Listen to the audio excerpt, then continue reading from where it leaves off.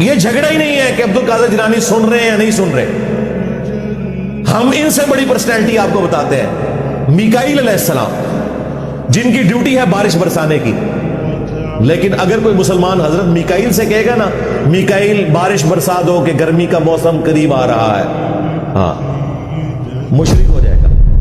اور جس کی ڈیوٹی لگی ہوئی ہے اس سے دعا مانگنا شرک ہے، اور جن کی ڈیوٹیاں ثابت نہیں ہیں ان سے دعا مانگنا کیا توحید ہوگا؟ جی امی سے بھی تو روٹی مانگتے ہیں، اور مری ہوئی امی سے نہیں مانگتا. جی ڈاکٹر سے دوائی لیتے ہیں، اور ڈاکٹر جو مر جاتا ہے اس کی قبر پہ جا کے اس سے دوائی لیتے ہو یا زندہ ڈاکٹر سے لیتے ہو؟